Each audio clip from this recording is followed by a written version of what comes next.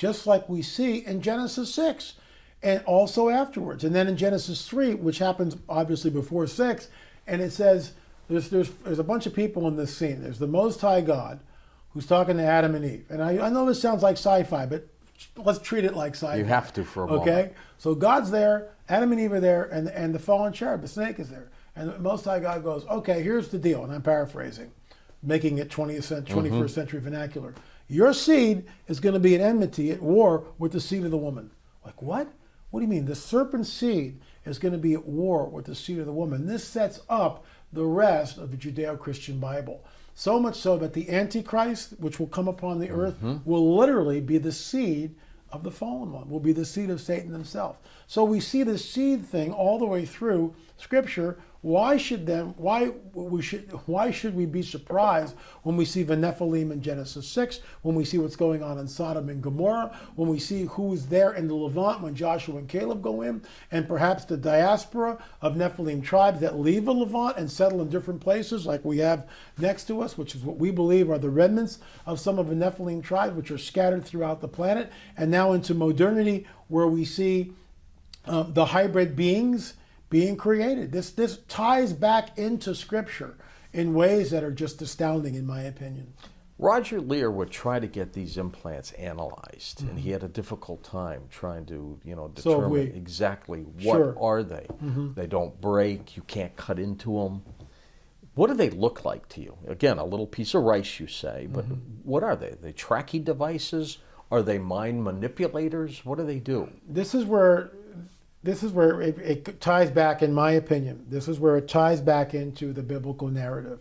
Because the biblical narrative in the book of Revelation, this was written 2,000 years ago, tells us that men and women will not be able to buy, sell, or trade unless they have this mark of the beast. The mark of the beast, the 666. Exactly. So we listen to this stuff, let's say 50 years ago.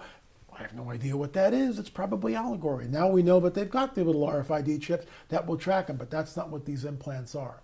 The second criteria found in the book of Revelation, anyone who takes this mark, grievous sores will appear in their body. So whatever this mark is messing with the system, the human circulatory system, human nervous system. Right. Something is going on here that's not like a reaction? Like a reaction to it.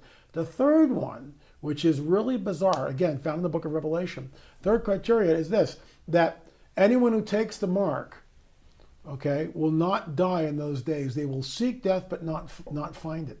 They will seek death and not find it in the days when they take that mark. So what's going on there? It goes back to another prophecy which says it'll be like the days of Noah. And the days of Noah, people lived 500, 600, 700.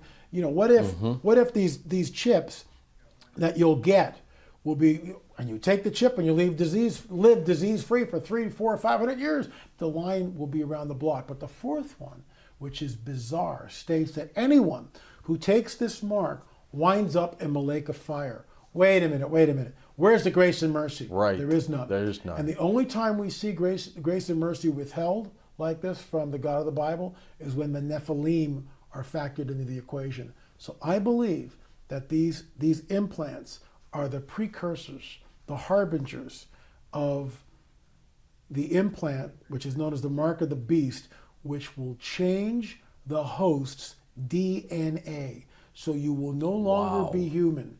You will no longer, the human being that sits in front of, won't be here. Won't be anymore.